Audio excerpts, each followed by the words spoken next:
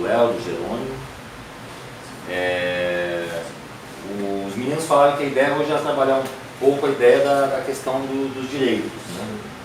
Então a gente tentou preparar aqui um caminho aqui, não sei se vai contribuir tanto para o que vocês precisam, né? Mas para tentar discutir um pouco essa questão do direito, principalmente contextualizando um pouco o que é a ideia do direito nesse nosso Estado moderno, né? Naquilo que seria o Estado moderno. É sempre um desafio falar em direito, né? Quando a gente pega o que a gente está vivendo hoje, por exemplo, você falar em direito, nos coloca um desafio para tentar refletir sobre o que é efetivamente o Estado de Direito, ou o que é isso, né? Mas a gente vai tentando fazer um pouco a reflexão aqui, espero que de alguma forma ou de outra, que a gente conversa ajude um pouco, enquanto tema, na reflexão, que me parece que a ideia é transformar isso depois também no tema de vocês, para o projeto mais específico, né? O Léo tinha me falado do tema da palestra, que vocês vão trabalhando, pelo menos a ideia central é violar direitos é violar a vida, né? Então, essa relação entre os direitos, né, dos indivíduos, das pessoas, dos grupos, e a relação disso com a nossa possibilidade de ser um indivíduo, um cidadão, é algo que eu acho que tem que ser uma reflexão cotidiana, de todos e todas nós. Porque a cada instante, a cada dia, isso pode ser, nós podemos pensar que alguém está tendo o seu direito de alguma forma violado, os nossos direitos em alguns momentos podem estar sendo violados, nós, enquanto indivíduos, estamos contribuindo muitas vezes com a violação desses direitos, não é só, né, o outro que faz isso, a gente também de alguma forma faz, e tudo isso eu acho que é uma reflexão, né? John, pode mudar, por favor? Eu fiquei pensando um pouco nessa contextualização dessa ideia de direitos, né, do Estado de Direito. E eu acho que a gente pode tentar fazer um pouco uma comparação realmente da modernidade, né, da era moderna, do que foi o pensamento, né, da era moderna, do que foi a construção de um Estado moderno, a partir de duas coisas principais, né? Primeiro, a ideia de que, assim, quando a gente pega a sociedade, né, antes do Estado moderno, a gente tinha a sociedade medieval, colocando assim bem a grosso modo. Era uma sociedade onde você tinha, essencialmente, ainda, você não tinha o conceito dos Estados-nação bem construídos, né, você não tinha uma legislação que regulava efetivamente o Estado, né? Até porque o conceito de Estado era muito difuso, você tinha aí diversos espaços territoriais que tinham os seus próprios, a sua própria noção de leis, de legislação, não existia uma linha divisória efetivamente em relação aos próprios estados, e você tinha um poder central que era o poder da igreja, né? De alguma maneira ou de outra, a igreja tinha o poder central, e a centralidade estava muito mais uma visão de Deus do que do indivíduo, né? Na Idade Média, o indivíduo não era o centro da sociedade, você tinha uma visão mais teocêntrica na época. E qual é a questão disso, né? A questão é que o indivíduo, basicamente naquela época, colocando assim de maneira bem grosso modo, é claro que simplificando muito, mas a pessoa nascia e morria e o objetivo dela era provar que ela era temente a Deus, que ela, né, respeitava os sacramentos da igreja, alguma coisa assim. Ao longo do tempo, com a ideia que foi se construindo de Estado, você começou a mudar um pouco o foco para o indivíduo, né? O Estado moderno ele passa a pensar o ser humano como o centro da sociedade. Não quer dizer que o ser humano abandonou a religiosidade, a fé, não é isso. até, de alguma maneira, na construção do Estado moderno, até tinha-se um pouco essa ideia, né? Os primeiros cientistas, tanto do mundo natural como do mundo social, acreditavam que a ciência ia explicar tudo, e essa explicação ia, de alguma forma, ia fazer com que a religião deixasse de existir ou ter importância. Isso não aconteceu. A religião continuou a ser um elemento importante para o indivíduo dentro da sociedade. Mas, de qualquer forma, o foco mudou. O foco passou a ser o indivíduo. E o Estado, nesse sentido, ele passou a pensar a necessidade de duas coisas principais, né? A regulação, você passar a regular a sociedade, passar a ter normas, normatizações, contratos, estabelecer a relação entre o Estado e o indivíduo, entre o mercado e o indivíduo. Então essa regulação passou a ser importante, né? O campo político começou a ter uma certa autonomia, porque na Idade Média você tinha o poder central da igreja e todo o resto não tinha autonomia. Tudo quem determinava era, em certo sentido, a igreja. No Estado moderno você passou a ter uma autonomia, né? O Estado passou a ter autonomia em relação à igreja, o campo jurídico passou a ter autonomia, a ciência passou a ter autonomia da igreja. Então essas instituições passaram a ter uma certa autonomia. Então houve a necessidade de regulamentar, né, a relação do Estado com o indivíduo.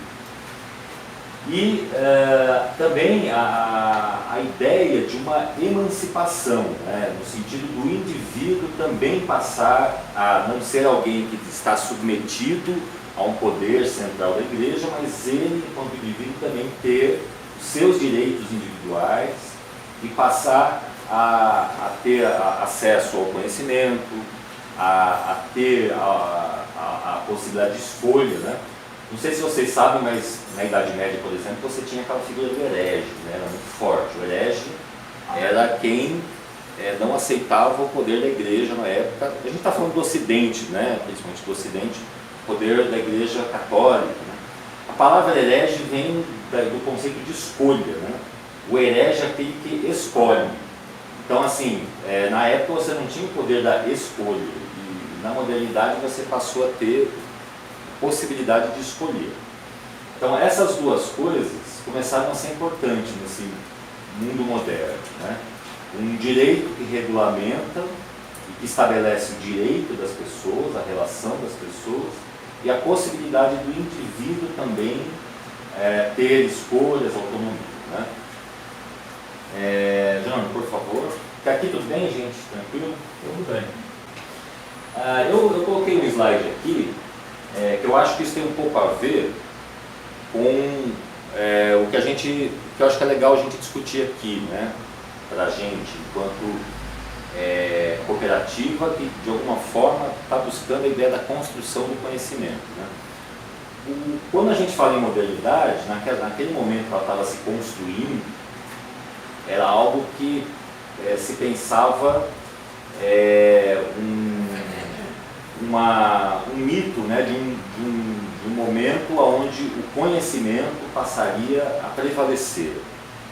Inclusive a gente tem a história construiu uma polaridade entre as trevas, né, o mundo das trevas, que é a Idade Média, e o iluminismo, e depois a modernidade como a Idade das Luzes.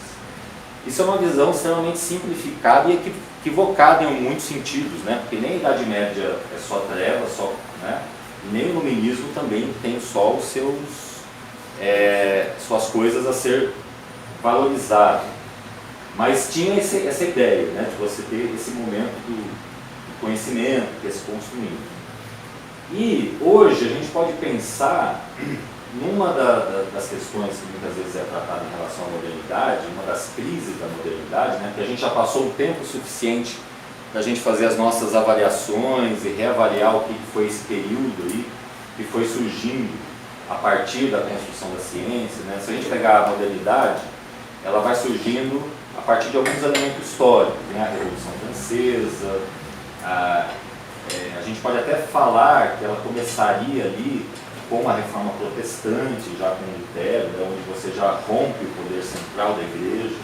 Depois você tem a Revolução Francesa, as outras revoluções que foram acontecendo, o chamado iluminismo, né, onde de alguma forma você tem o retorno de um pensamento grego, romano, né, que era uma sociedade que também tinha um pensamento muito forte na questão da sociedade, da política. E uma das crises da modernidade, talvez a gente possa pensar, é essa ideia do paradigma do conhecimento.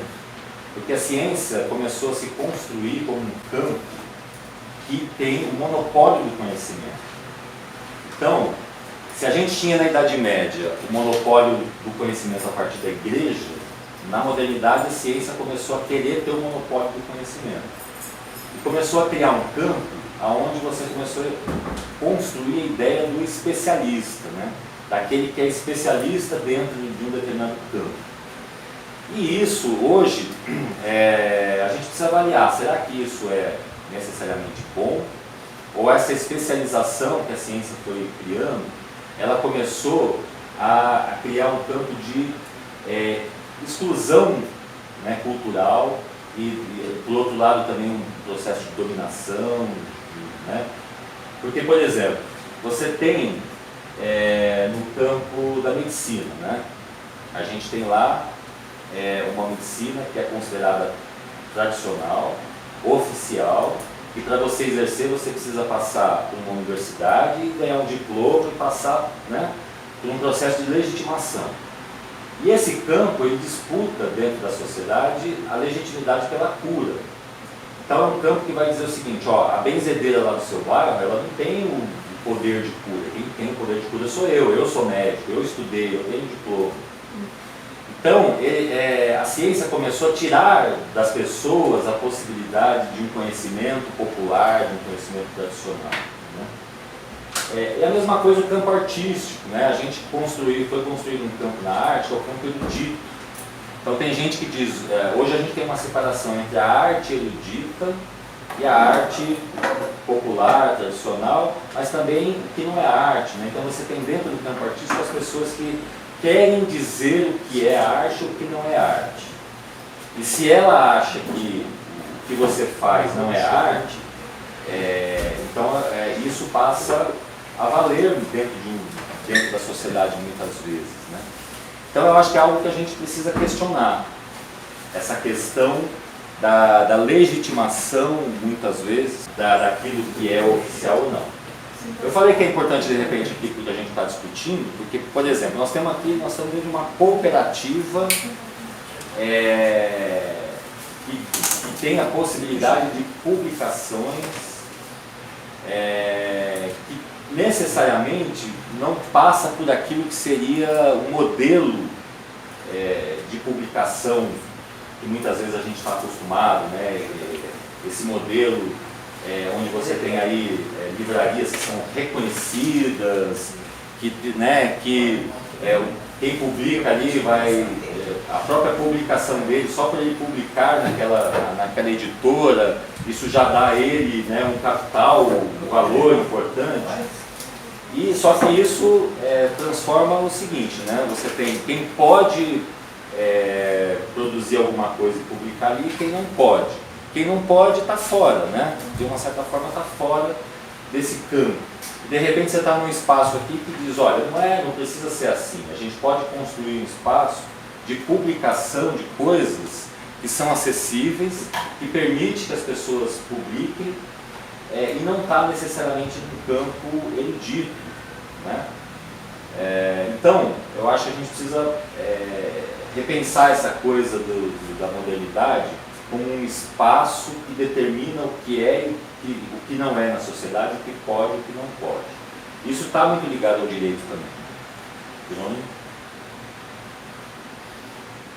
Eu vou passar uns slides aqui rápidos, eu coloquei só por conta dessa ideia do que a gente está pensando em direito, né?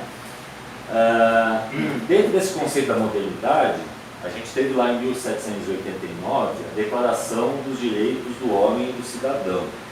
Estão muito ligados naquele momento, principalmente à Revolução Francesa. Porque nós tivemos duas revoluções muito importantes. A chamada Revolução Industrial, que mudou essencialmente a questão dos meios de produção, e a Revolução Francesa, ela trouxe a ideia de uma mudança no pensamento. Então, ela foi importante principalmente no aspecto do pensamento. E ela traz um pouco isso que a gente falou, né? O primeiro artigo da Declaração dos Direitos é: os indivíduos nascem, são livres e iguais em direitos. As distinções sociais só podem fundamentar-se na utilidade comum. Se você pegar o outro artigo, vai dizer, né? Todos os cidadãos têm o direito de concorrer pessoalmente ou através de mandatários para sua formação, que é o próprio direito. Aí quando a gente pega esse artigo, em 1789, a gente olha para ele e fala: nossa, nós estamos numa sociedade perfeita, né? Em 1789 você tem uma declaração que diz que todos os indivíduos nascem e são livres e iguais em direitos. Só que em 1800 e pouco aqui no Brasil a gente tinha escravo, né? Você tinha gente sendo escravizada. E aí você se pergunta, como é que você tem, no momento em que você tem uma declaração dessa, né, de que todos são iguais perante a lei, e você tem ainda gente sendo escravizada. Aí a gente só vai pensar o seguinte, né? Quando a gente pega a Grécia Antiga, que tem um paradigma de ser uma sociedade extremamente avançada no pensamento político, e você tem lá a democracia no pensamento grego, você tem o seguinte, ali era muito bonito, mas era muito bonito para quem? Para os homens livres. Naquela sociedade grega você tinha os escravos também, você tinha as mulheres, por exemplo, que não tinham os mesmos direitos. Então, o conceito de direito é extremamente complexo, porque mesmo onde você diz que todos são iguais perante a lei, você tem um problema. Porque você não quer dizer que todos são considerados indivíduos, né? Então, assim, todos os indivíduos são iguais perante a lei. Só que o grande problema é assim, em alguns momentos você tem pessoas que não são consideradas indivíduos. Então, os negros que eram escravos aqui no Brasil, eles eram considerados mercadorias, eles não eram considerados indivíduos, eles eram mera mercadoria. Né? Então, não dá para a gente também dizer que nós avançamos significativamente no conceito de direito, né? Porque nós, enquanto seres humanos, ainda não conseguimos descobrir exatamente uma relação humana ainda avançada, né? Então, isso é uma questão que a gente tem que pensar. Eu peguei duas falas aqui que eu achei interessante, ainda em relação a essa questão da declaração do direito, do campo do direito e do campo científico. Dentro dessa noção que a gente está falando do mundo moderno e a construção do direito em torno dele. A Marilena Chauí, professora da USP, filósofa, ela vai dizer o seguinte, né? O direito foi perpassado por uma contradição insuperável entre o seu caráter emancipatório, né, aquilo que a gente falou que era o indivíduo podendo ter autonomia, direito de escolha no mundo moderno, né, e vencer a tirania, porque antes do mundo moderno, antes da gente ter noções de direito, as coisas eram muito mais difíceis, porque você tinha o Estado, ele tinha total possibilidade de fazer o que ele queria com o indivíduo. Não tinha uma relação que estabelecesse, né, quais eram os limites do Estado. Ele tinha o direito de, né, colocar na prisão ou fazer o que ele quisesse com os indivíduos a hora que eles quisessem. Você tinha uma legislação, mas quando alguém ali, de alguma forma havia uma legislação, mas quando você tinha algum chefe ali do Estado que tinha um posicionamento autoritário, ele certamente não cumpria isso. Então, essa possibilidade que o mundo moderno trouxe de uma certa emancipação do indivíduo, ela acabou se chocando muito com o processo da regulação, né, da construção de leis.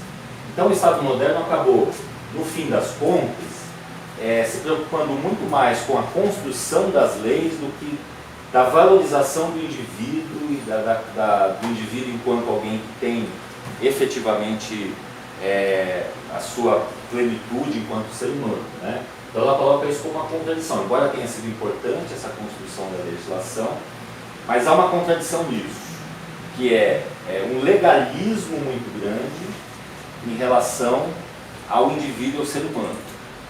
A gente tem visto isso cotidianamente aqui no nosso país, né?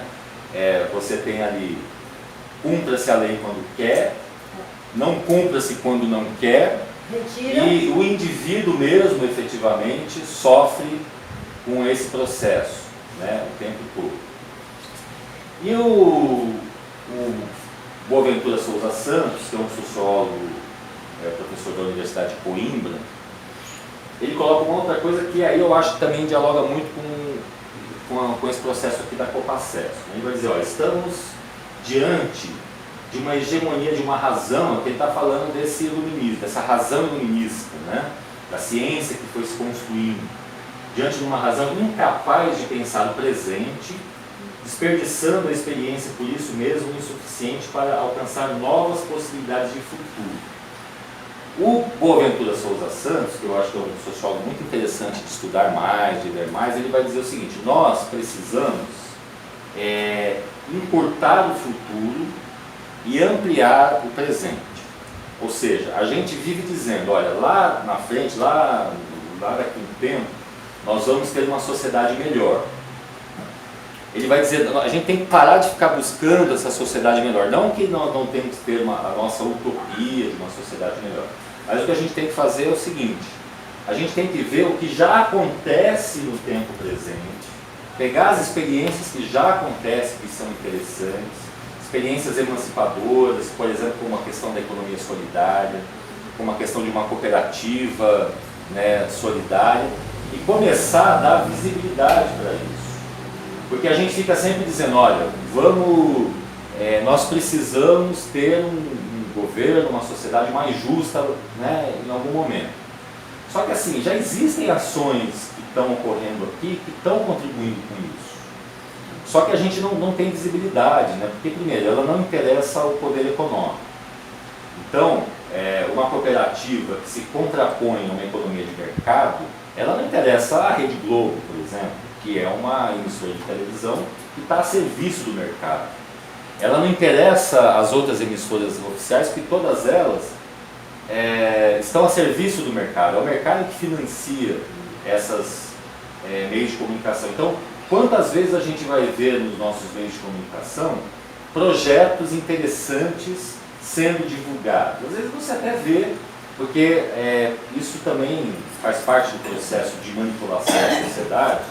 A televisão ela precisa de vez em quando dizer que ela é imparcial, que ela se importa com a sociedade. Então, de vez em quando, ela pega projetos aqui ou ali.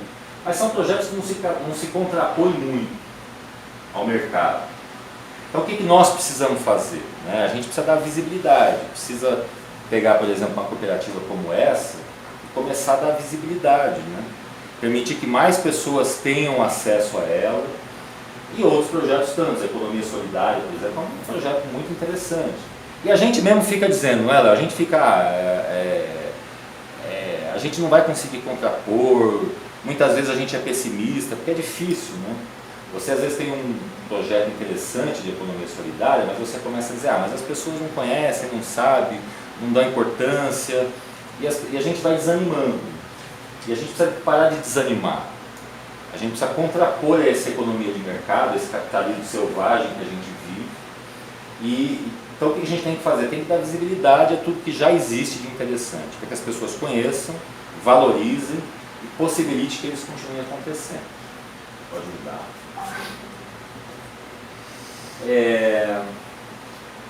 Em relação ainda à questão dos direitos e legislações, eu não sei se está preso muito a isso que eu estou falando, mas é para reforçar um pouco esses aspectos, né? A nossa Constituição de 1824, que foi a primeira Constituição brasileira, ela foi outorgada pelo Dom Pedro, na época imperador, e outorgada porque ela foi imposta, né? Ela não foi uma Constituição discutida por todos os indivíduos ou pelos representantes, ela foi imposta. Ela foi outorgada em 1824, e aí ela teoricamente, ela seria uma Constituição baseada na Declaração dos Direitos Humanos, que já seria na época algo assim extremamente avançado. Mas aí algumas críticas, né, que você tem essa Constituição. Ela concentra o poder nas mãos do imperador, né? Na época só os ricos podiam votar, pois o voto era baseado na renda. O sistema eleitoral excluía a maioria da população brasileira do direito de escolha, né? E a igreja ainda era subordinada ao Estado. Em 1824 nós ainda tínhamos a Igreja Católica como a religião oficial do Estado. E manutenção do sistema que garantia os interesses da aristocracia, né? Então, mais uma vez, para reforçar, a gente está falando em direitos, já num momento histórico onde você teria um avanço na questão do direito, mas você ainda tinha uma legislação extremamente exclusiva, né? Que só uma parcela da sociedade é que se beneficiava dela. Aqui eu coloquei só um trecho só para reforçar isso, né? Que o primeiro artigo da Constituição de 1889 ele vai dizer: mas os indivíduos nascem e são livres e iguais em direitos, como a gente já tinha visto. Mas aí, quando a gente pega a Constituição Brasileira de 1824, a gente tem no artigo 5º, né? A religião católica apostólica romana continuará a ser a religião do Império. Então, ou seja, a Constituição ela fazia com que todos fossem iguais perante a lei, ou pelo menos tinha esse princípio. Mas assim, só o católico podia ter o seu culto preservado. Se você não fosse católico, você não podia ter direito ao seu culto. Então, que legislação é essa que diz que nós somos iguais perante a lei, mas só os católicos é que podem vivenciar a sua experiência de fé, né? Então, para a gente ver que legislação, direito ainda é algo muito complexo. Agora, como a ideia era falar um pouco dessa questão da violação de direitos e violar a vida, então vamos falar um pouquinho dessas questões, só para a gente refletir o que significa na nossa sociedade a gente ter os nossos direitos violados e o que é, de alguma forma, também a resistência em relação a isso. Porque a gente fala em violação de direitos, mas o tempo todo nós estamos resistindo de alguma forma. Eu acho que isso é importante a gente não esquecer, né? Então eu queria colocar uma questão aqui, que é o seguinte, né? Primeiro, a história de resistência no Brasil ela é antiga, porque a gente tem um velho hábito, principalmente nós do movimento sindical, de falar que a história de luta e resistência no Brasil começa com o movimento operário no final do século XX, com a vinda dos italianos, anarquistas que começaram a constituir os sindicatos. Só que isso não é verdade, né? Os indígenas e os negros já faziam parte de grupos que já tinham resistência há muito tempo, né?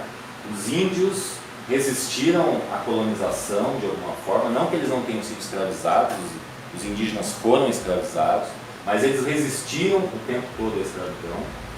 E os negros também foram escravizados, uma situação muito mais complexa, porque o negro foi retirado da sua cultura e foi trazido, isso óbvio que fragilizou, e foi mais fácil de você escravizar o negro por conta disso, mas não quer dizer que não houve resistência o tempo todo, né? Os quilombos são a maior, vamos dizer assim, exemplo de que os negros o tempo todo resistiram à escravidão. Então é só para reforçar isso, né? A história de luta e resistência do Brasil começa já na própria colônia. Aí nós temos a República, né? E me parece inclusive que o tema de vocês está muito ligado a esse momento mais urbano, né? Discutir a questão do direito na realidade urbana. E vamos pensar assim, o Brasil é um país que até o final do século XIX ele era basicamente um país agrário. Embora você já tivesse grandes cidades como Salvador, Recife, Rio de Janeiro, mas eram grandes cidades porque foram cidades que ou foram capitais do Brasil ou estavam muito ligados aos elementos econômicos da época. Mas, em certo sentido, a urbanização e industrialização do Brasil começa no final do século XIX e vai se intensificar no século XX. Isso porque Portugal não permitia que o Brasil se industrializasse. E isso foi impactante para a nossa economia de alguma forma, né? Então, o movimento operário,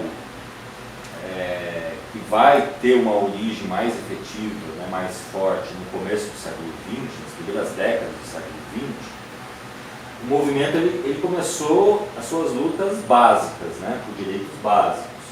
Porque na época você tinha, não tinha basicamente nenhuma legislação. As legislações eram muito frágeis em relação a isso e permitia que as pessoas trabalhassem 12, 13, 14, 15 horas por dia, mulheres e crianças inclusive. Você praticamente não tinha muita proteção, basicamente não tinha proteção. Então você tinha uma carga de trabalho que era não só extenuante, mas era extremamente perversa, né? E esse período, no que se diz em relação à relação trabalhista e operária, ela realmente tem um momento mais importante, onde inicia a formação dos sindicatos. Isso já existia antes até, né? Mas é aqui onde isso vai começar a acontecer de forma mais sistematizada, né? E o enfrentamento começa a ser maior. O movimento sindical, ele no começo do século, principalmente com os imigrantes, né? Eles trouxeram o conceito de uma autonomia do trabalhador, né? Uma autonomia do sindicato. Buscava-se autonomia. O sindicato que não era atrelado ao Estado. Não era o Estado que quer dizer o que o sindicato tinha que fazer. O trabalhador é que tinha que se reunir e dizer quais eram as nossas reivindicações, as nossas lutas, né? Isso foi muito importante. Aqui tem um jornal da época já falando, né, das greves que começaram a acontecer no começo do século passado, grandes greves. Aqui em Santo André mesmo nós tivemos no Ipiranguinha, na fábrica Ipiranguinha, logo no começo do século, 1905, se não me engano, já uma grande greve. Então você tinha já movimentos acontecendo, né? E essas lutas todas, elas foram importantes para a criação da CLT, que são a consolidação das leis trabalhistas. Aí tem algumas questões que é óbvio que a gente precisaria ter mais tempo para discutir e entender, mas assim, a CLT, é verdade que a CLT foi estabelecida por um governo que tinha um certo autoritarismo, que era o governo Vargas, e que na época tinha, em certo sentido, a ideia de controlar a classe trabalhadora, porque a CLT, ela estabeleceu lado ao Estado. Então isso, a gente pode ver isso como algo que tem que ser criticado, mas por um outro lado também, a CLT só foi feita porque houve luta, né? A gente também muitas vezes diz assim, foi o Getúlio Vargas, né, que deu a CLT para a classe trabalhadora. Ele não deu nada para ninguém. A CLT foi resultado de todas as lutas que foram acontecendo, de todas as mobilizações que foram acontecendo, e em algum momento isso obrigou o Estado a construir um conjunto de leis. Que, apesar de todas essas críticas também, o outro lado da moeda ela pelo menos estabeleceu uma legislação mínima. Uma legislação que começou a proteger minimamente a classe trabalhadora, que não tinha proteção. Então tem todas essas contradições. É uma legislação, muita gente vai dizer, a CLT ela tem um caráter meio fascista, inclusive, ela é meio espelhada no movimento fascista que tinha na Itália. Então assim, tem todas essas contradições. Ela construiu um sindicalismo atrelado ao Estado, né, dificultava a autonomia do sindicalismo se organizar, mas estabeleceu uma legislação mínima, que para a época não deixa de ter sua importância. A gente pode pensar na violação do direito à igualdade racial. Isso é algo fundamental, né? Quando a gente pensa, por exemplo, na escravidão no Brasil, aqui tem uma frase, né? Ao chegar ao Brasil, a recepção também não era das melhores, né, dos africanos que vinham no Brasil, né? Nos leilões, os escravos eram vendidos nus, de cabelos raspados, marcados com ferro quente e cheio de feridas, né? O que você tinha aqui? Você tinha uma mercadorização do indivíduo, do ser humano. Naquele momento, o negro que se tornou escravo, ele era uma mercadoria, absolutamente uma mercadoria. Então, as desigualdades étnicas, nós estamos falando aqui dos negros, mas nós podemos pensar, né, nisso num aspecto extremamente amplo de desigualdade étnica, que vem ocorrendo ao longo aí da história da humanidade, né? Ela trouxe uma violação dos direitos de liberdade, né? As pessoas foram sendo construídas como formatadas como escravos ao longo da história da humanidade. E a escravidão no Brasil, ela tem uma característica muito marcante, né? A gente também fala, muita gente diz, olha, a gente não pode reclamar da escravidão no Brasil porque sempre houve escravidão na humanidade, sempre houve. Mas a escravidão no Brasil tem um elemento perverso, que é transformar efetivamente o indivíduo em mercadoria e estabelecer uma relação de desigualdade racial. Porque quando você pega outras sociedades, às vezes, você tem assim, você tem um escravo que se tornava escravo a partir de uma guerra. Então você tinha lá uma guerra, o grupo que vencia transformava um outro em escravo. Só que esse escravo não necessariamente ia sofrer as consequências dessa perversidade que a gente via aqui. Muitos desses escravos eram considerados pessoas letradas, que depois eles iam servir aquela sociedade de alguma forma, tinham direito, alguns níveis de direito, né? E não tinha uma relação de desigualdade no sentido étnico. E aqui isso estabeleceu no Brasil uma desigualdade, que teve consequências ao longo da história muito complexas, né? Porque o negro, na medida em que ele foi transformado em mercadoria e desvalorizado enquanto ser humano, mesmo quando ele foi liberto depois, em todas as décadas que se seguiram, esse indivíduo não foi incluído na sociedade. Ele continuou passando por um processo de exclusão, que é o que a gente vê hoje, né? Quando a gente vê o negro na sociedade ainda não conseguindo ter as mesmas condições, é porque ele sofreu um processo que levou ele a isso o tempo todo, né? Por isso que quando a gente teve a discussão das cotas, e isso é polêmico, tem diversas posições em relação a isso, mas as cotas raciais, elas foram fundamentais para você, primeiro, compensar um crime histórico. Isso aqui é um crime que o nosso Estado cometeu. Então, o nosso Estado tinha a obrigação histórica de compensar o negro por aquilo que ele foi submetido durante a escravidão.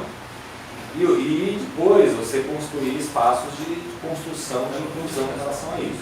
Mas isso, óbvio, é um tema para uma discussão mais profunda. Tá certo? Mas o que gerou, né, essa violação de liberdade? Ela gerou uma segregação social muito grande por parte dos negros, né, e uma dificuldade de emancipação social.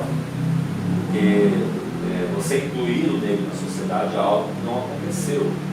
Nós estamos ainda tentando construir isso. Gerou.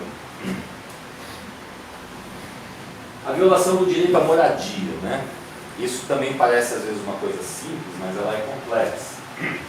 A moradia, na sociedade moderna, se transformou numa mercadoria também, num bem, né, comercial. Em outras sociedades, em outros tempos, a moradia era algo construído coletivamente. Você não precisava comprar uma moradia, porque a sociedade construía as suas próprias moradias e todo mundo compartilhava aquele espaço. No Estado moderno, a moradia, a residência se transformou numa mercadoria cara, uma mercadoria que poucas pessoas têm acesso. Então nós começamos a ter as favelas, os cortiços, né, no começo do século passado, porque com a urbanização, com a industrialização, você começou a concentrar, né, as pessoas que vinham principalmente para os locais que foram se urbanizando, então as grandes cidades, São Paulo, Rio de Janeiro, Belo Horizonte, né, essas cidades foram se urbanizando e necessitavam de mão de obra, então as pessoas eram chamadas para emigrar, né? O imigrante não imigrou porque ele quis, ele migrou por duas situações principais, porque o local onde ele morava foi sendo abandonado pelo Estado, então ele passou a não ter condições de ficar no local que ele estava. Se a gente pegar o Nordeste durante a colônia e um período do Império, o Nordeste era o centro econômico do país, né? Só que isso foi sendo abandonado, porque quando o café se tornou a mercadoria mais importante do país e valorizada internacionalmente, onde não se produzia café foi sendo abandonado. Então o Nordeste foi abandonado pelo Estado brasileiro. E aí você precisou que as pessoas migrassem para cá, para ter uma mão de obra barata, para ser explorada, né? E aí você foi construindo as favelas, né? Então o processo de construção das periferias urbanas está dentro desse processo. E as periferias são, né, lugares onde você tem ausência absoluta de empregos, de políticas públicas, né, de formação, e a formação do estigma, né? Porque o morador da periferia, o morador da favela é alguém que tem um estigma social. E mesmo hoje, alguém que mora numa situação como essa, às vezes não consegue emprego. Eu pesquisei o Rio Grande da Serra, como o Léo falou, no mestrado e doutorado, fiz a pesquisa ali com o contexto religioso, mas o Rio Grande da Serra é a cidade mais periférica do ABC. Então a gente tem casos lá que pessoas que diziam, quando você, morador do Rio Grande da Serra, vai procurar um emprego fora do Rio Grande, ele muitas vezes não consegue. Quando ele diz, olha, eu moro em Rio Grande da Serra, o cara não quer ele, porque ele mora longe demais, quando chove. Hoje mudou muito, né? Mas na década principalmente na década de 70, 80, quando chovia em Rio Grande, você não saía da cidade. As pessoas não conseguiam emprego por conta disso. Elas moravam num lugar onde elas não eram, né, importantes para o mercado. Então, a periferia é um problema, mas assim, a violação do direito à moradia é algo que a gente tem que pensar, né? Porque a dignidade humana, morar é o que traz dignidade para o ser humano, né? Uma das questões, pelo menos. Então, violar o direito à moradia é isso.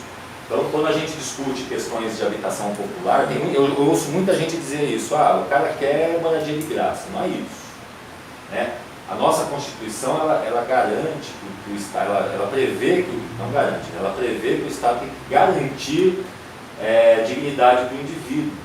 Mas se o Estado não garante moradia popular, numa sociedade onde a pessoa ganha R$700 como faxineiro, como é que ele vai comprar uma casa de 150, 200 mil reais? É impossível. Ele só vai conseguir ir para a favela, né? E aí você tem a construção da favela da periferia e gera um espaço de marginalidade. Aí o cara reclama da violência, né? Esse mesmo cara que não quer que o indivíduo tenha, que o Estado dê moradia popular para ele, é o mesmo que reclama da violência, né? Então assim, ele não tem a capacidade de fazer uma leitura da sociedade, entender como é que acontece a sociedade. Então assim, ele quer um Estado mínimo, mas ele não entende as consequências do Estado mínimo.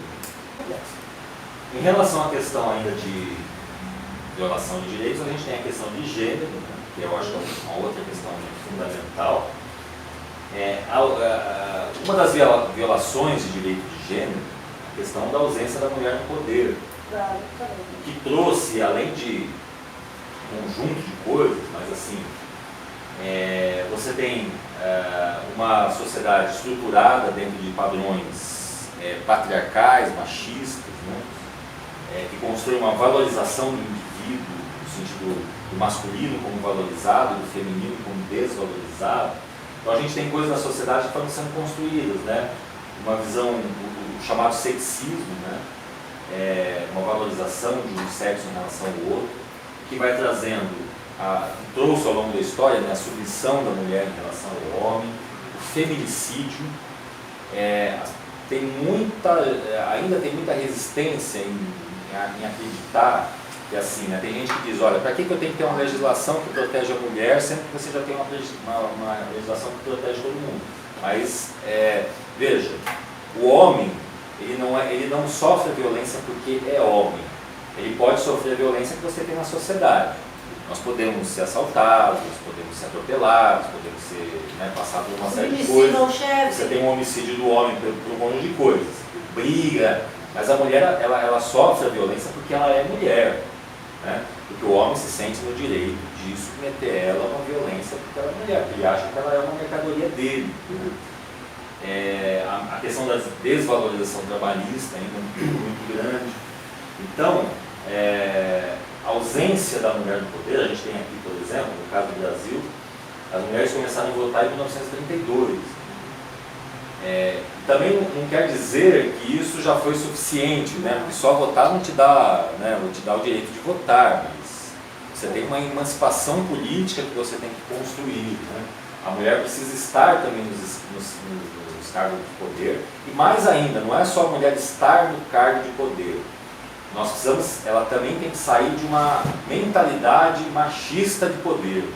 Porque às vezes a mulher está no poder, mas ela está reproduzindo os mesmos, né, a mesma estrutura machista. Então, tudo isso é algo que a gente precisa discutir, né? Mas precisa ter uma legislação que garanta isso, né? A gente tem a Lei Maria da Penha, tem outras legislações que precisam existir para garantir minimamente que as mulheres não sofram essa violência. Porque aí, essa questão da violação de direitos e da violação à vida, nesse sentido, ela é absoluta. Porque diariamente mulheres morrem por conta da violência, né, à mulher. E a gente tem a questão, toda a discussão LGBT, né, que também é uma outra questão, que afinal de contas, você não permitir que as pessoas vivenciem as suas experiências de sexualidade de uma maneira natural, isso é uma violência absoluta. E todo esse universo LGBT, né, vem sofrendo isso ao longo das décadas, né, a castração da sua possibilidade de viver a sua sexualidade de forma plena. Então isso é algo que a gente precisa discutir, é um outro processo. Quando você começa a ter uma legislação que defende a questão LGBT, a mesma crítica, para que eu preciso de uma legislação para defender gay, se já tem uma legislação geral? Mas é a mesma coisa, o heterossexual não morre por ser heterossexual, mas os gays morrem diariamente por serem homossexuais, né? Então você precisa ter uma legislação que discuta isso, que proteja esse universo, para que as pessoas possam ter direito a viver a sua experiência de sexualidade naturalmente, né? Então, essa questão também é fundamental para a gente discutir.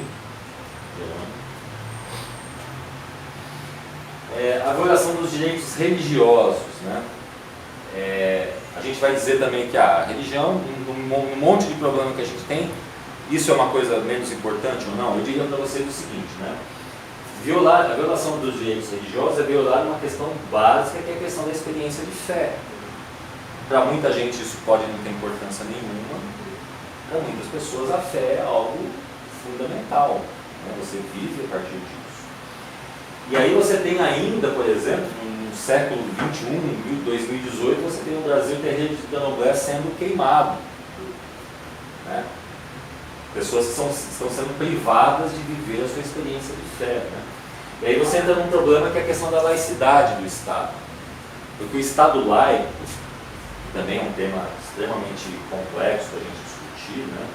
O Estado laico, ele prevê, não é a ausência da religião, ao contrário, né? O Estado laico, ele garante que todas as pessoas possam viver as suas experiências religiosas sem nenhum tipo de constrangimento, sem nenhum tipo de impedimento. Então, a crítica que muitos religiosos fazem do Estado laico, quem defende o Estado laico quer tirar, né, as pessoas, a possibilidade religiosa das pessoas. Não é, muito pelo contrário, né? É garantir que o terreiro de Candomblé continue estando lá e o adepto do Candomblé possa viver a sua experiência.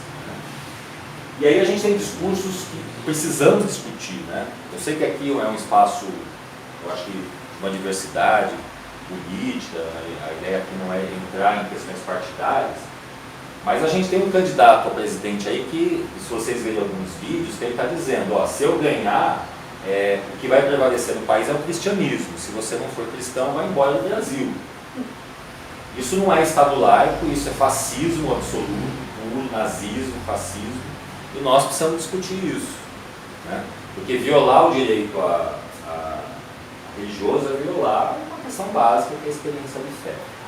Eu coloquei aqui, voltei a questão da declaração, só para a gente ir meio fechando, mas entrando agora no seguinte, né? Em 1948, a ONU, né,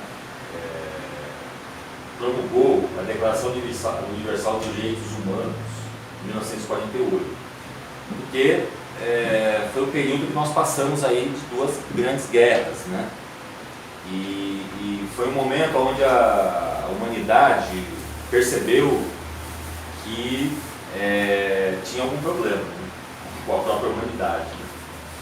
porque durante o século XIX, óbvio que nós tivemos grandes problemas, né? Mas você tinha alguns países, principalmente a Europa, Estados Unidos, onde havia uma certa, entre aspas, certo desenvolvimento econômico,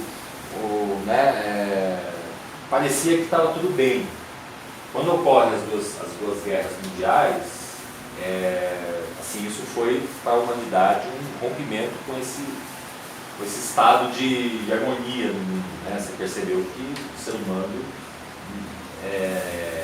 ainda é autoflagelador, né? Destruidor. Então, a declaração da ONU novamente tem o objetivo de trazer essa questão da importância de preservar. Aqui nós já estamos entrando na questão dos direitos humanos, né? Então, esse é um outro tema extremamente polêmico, porque hoje você criou na nossa sociedade uma parte dela, uma visão de que assim, o direito humano é para defender bandido. Isso é uma visão distorcida demais ao extremo. É a falta da capacidade. Quando eu digo capacidade, não é a capacidade intelectual, não é isso, né? Mas essa capacidade assim, de buscar se informar, de conhecer, de entender, né? De fazer uma leitura da realidade e entender para que servem os direitos humanos, né? É a garantia básica de que o Estado, esse discurso de que, né, o direito humano é para defender bandido, na verdade é o contrário, né? Os direitos humanos é para garantir que o Estado não se torne um grande bandido, garantir que o Estado não faça com o indivíduo o que ele quer. O Estado precisa ter um limite, né, para conduzir o indivíduo, não só o Estado, mas o mercado, as comunidades, os grupos de forma geral. Então, a Declaração dos Direitos Humanos tem esse caráter, né, de garantir essa relação entre as pessoas de uma forma que eu não possa fazer com o outro o que eu quiser. Precisa ter um mínimo em relação a isso. Eu peguei essa reflexão do Boaventura de Souza Santos, que é uma crítica que ele faz a essas declarações, né? Por exemplo, né, na Declaração de 1789, ela privilegia os direitos individuais e do Estado, né? Mesmo a Declaração dos Direitos Humanos de 1948 da ONU, ele vai dizer o seguinte: em 1948 havia muitos povos, nações e comunidades que não tinham Estado. Porque a crítica que ele faz é assim: essas legislações, ou elas procuram preservar o indivíduo ou o Estado de uma certa forma, mas ela não consegue pensar que existem grupos que são vulneráveis. Então ela individualiza muito, né? Ela fala muito no meu direito enquanto indivíduo, no meu direito de ir e vir, né? No meu direito como consumidor, mas ela peca no sentido de olhar a sociedade e das pessoas que estão desprovidas em muitos casos de direito. Então o que ele vai falar? Você tem sociedades que não estavam constituídas como nação ainda, eram grupos que são muitas vezes apartados da sociedade, como é um caso mais ou menos como o povo palestino hoje, né? De alguma forma foi sendo apartado do Estado em que ele vivia, hoje ele está dentro de um Estado ali de Israel que não reconhece. Então assim, essa declaração muitas vezes ela não consegue proteger certas condições em que as pessoas vivem, né?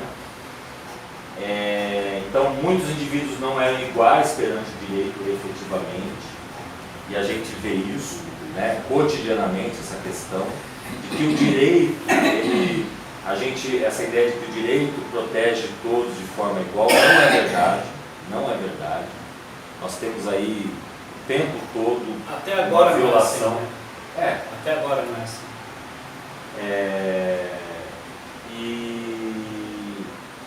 E do ponto de vista, ele vai dizer assim, do ponto de vista dos povos do Sul, né, essa mesma declaração de 1948 dos direitos humanos é uma declaração colonialista, né, porque ela foi uma declaração, embora ela falasse dos direitos humanos, mas era do ponto de vista dos Estados europeus e as suas relações, mas ela não conseguia observar os estados colonizados ainda, né, as colônias. ela não garantia o direito dos colonizados, né? E isso, o que ele vai chamar a atenção é a necessidade das legislações específicas, né? Essas legislações que, essas declarações universais, ele vai falar o que ele chama de universalismo, né? O universalismo, ele parece que ele está abarcando todo mundo, mas ele não está. Por isso, a necessidade de legislações específicas. A Constituição de 88, ela foi considerada uma Constituição extremamente social, porque ela foi conversada amplamente com todos os, né, setores da sociedade, e ela garantiu muito os setores sociais, né? Então, você pegar o artigo 3 da Constituição, ela vai dizer, construir uma sociedade livre, justa, solidária, garantir o desenvolvimento nacional, erradicar a pobreza e a marginalização e reduzir as desigualdades sociais e regionais, promover o bem de todos, sem preconceitos de origem, raça, sexo, cor, idade e quaisquer outras formas de discriminação. Então, a Constituição de 1988 foi, assim, considerada extremamente avançada do ponto de vista social.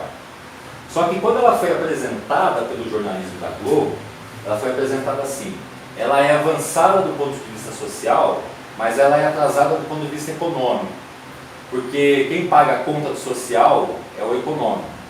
Então, assim, é um olhar, é sempre esse olhar, de que nós não podemos avançar socialmente porque alguém tem que pagar a conta, né? Aí eu vou pedir para você mudar aí mais um slide, só para dizer o seguinte, né? Deixa eu ver se ela... Ah, não, tá, eu vou andar aqui rapidamente. Eu não vou entrar nesses detalhes aqui porque isso demoraria muito tempo, mas só para a gente entender um pouco por que esse olhar, né? Quando você pensa em uma Constituição extremamente avançada socialmente, mas que quem apresenta ela com as suas limitações econômicas, vai nos trazendo as diferentes concepções de Estado, né? Então, quando você tem um Estado desenvolvimentista, por exemplo, você acredita num projeto nacional, né? Em contraponto a um Estado neoliberal, que acredita, por exemplo, que o país tem que estar submetido a um capital internacional. No Estado desenvolvimentista você privilegia as empresas nacionais, o neoliberal acredita nas privatizações. Aqui você tem valoriza os projetos sociais, ali você propõe um Estado mínimo. Num Estado desenvolvimentista você tem valorização dos direitos trabalhistas, no Estado neoliberal você tem uma flexibilização dos direitos trabalhistas. Então, uma Constituição, ela pode ter um caráter, mas ela vai ser utilizada a partir de uma concepção que você tem de Estado. Eu não estou entrando aqui nem em Estados socialistas, estou entrando aqui naquilo que a gente já teve de país, né? Uma visão mais desenvolvimentista, seria uma visão mais keynesiana da economia, né? Onde o Estado tem que estar mais presente. E uma visão neoliberal, que é uma visão que impera hoje, propagada aí pelo, né, Fundo Monetário Internacional. Então, essas visões de Estado vão determinar onde você vai gastar o dinheiro, né, de uma certa forma, né? Então, só a legislação em si não é suficiente. Você também precisa ter uma concepção de sociedade. Aí a gente tem, por exemplo, nesse período que nós estamos aqui, a partir de 2016, nós retornamos a um pensamento de sociedade que nós podemos considerar que é um pensamento neoliberal, né? Baseado na concepção neoliberal. Aí o que você já tem nesses últimos períodos, né? Você já teve a PEC 241, que foi a redução de gastos com educação, saúde, etc. Então você tem uma Constituição de 1988 que diz que o Estado tem que garantir, né, para a sociedade saúde, bem-estar, uma série de coisas, e aí você tem uma emenda constitucional que reduz o gasto com educação e tudo mais, né? Então, assim, as contradições que você tem. Você tem uma reforma trabalhista, nós tivemos uma reforma trabalhista que flexibiliza absolutamente os direitos básicos. Aquela CLT, que a gente tinha críticas a ela, porque ela era básica demais, ela conseguiu ser flexibilizada, né? Ela conseguiu tirar dali, da CLT, a proteção mínima que o trabalhador tinha né, a garantia mínima de férias, 13º, jornada de trabalho, a reforma trabalhista conseguiu retirar.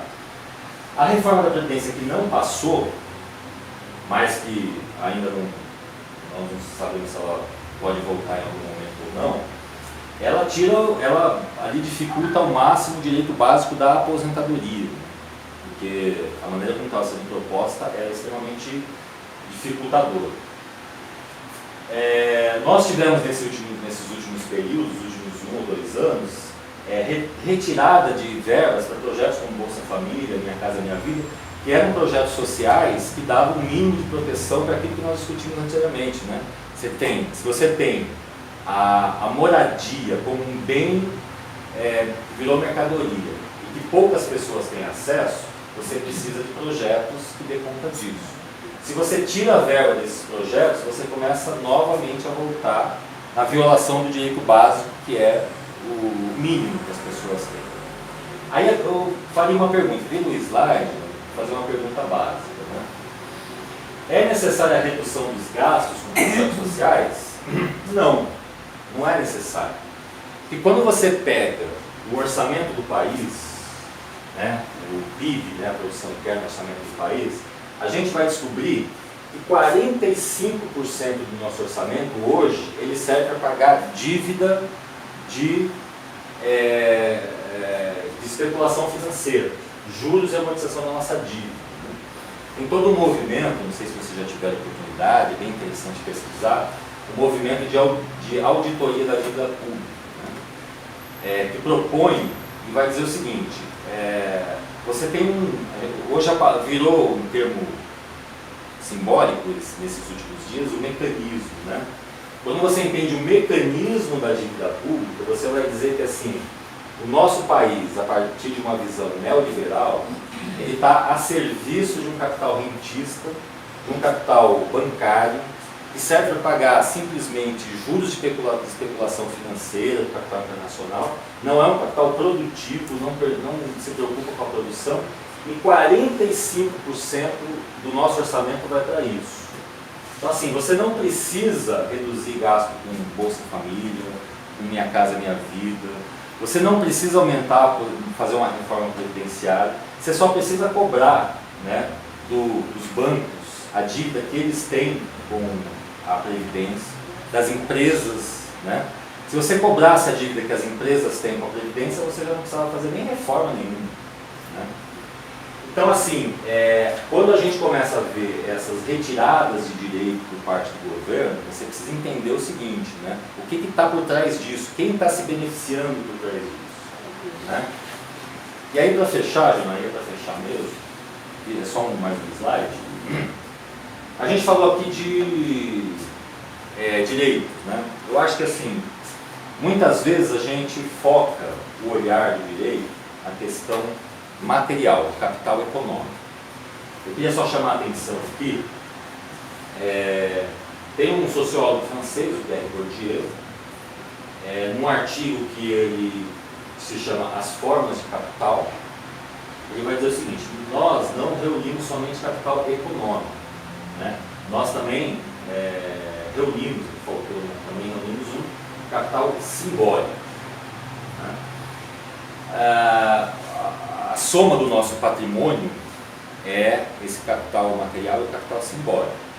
Então, quando a gente vai ver, por exemplo, o direito dos indivíduos, né, projetos sociais, a gente tem que olhar não só pelo aspecto econômico, né? Por exemplo, Bolsa Família.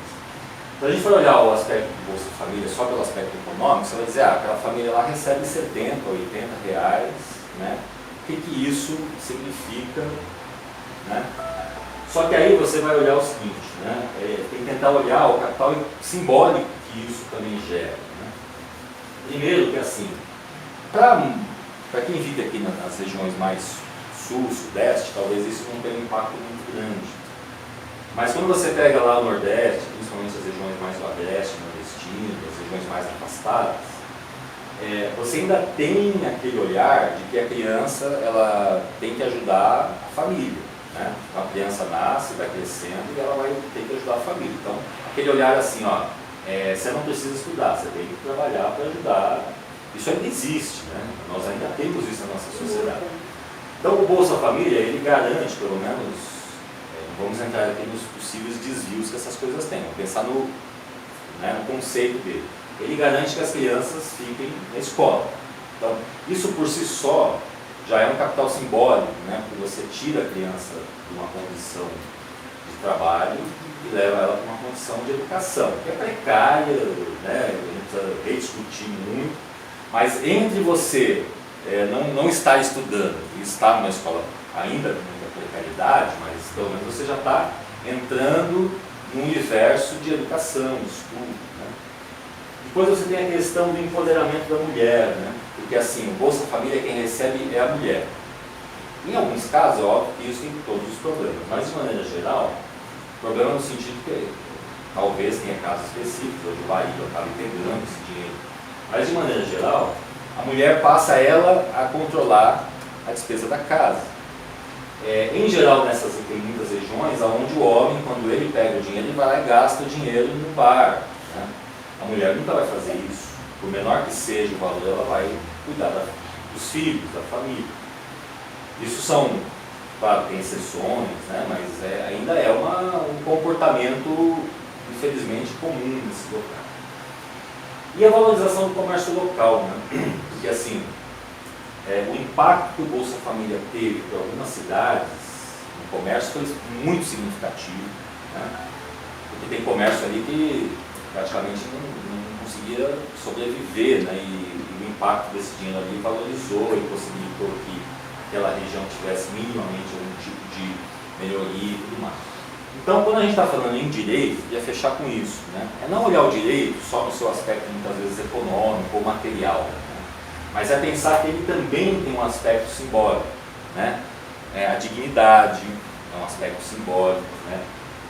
A autoestima, o empoderamento que você dá para uma pessoa quando ela recebe algum tipo de direito. Então o direito tem que ser pensado também pelos seus aspectos simbólicos e não só pelo aspecto material. Gente, era isso. Tá? Não sei se ajudou, se contribuiu aí com a reflexão. Obrigado. Mas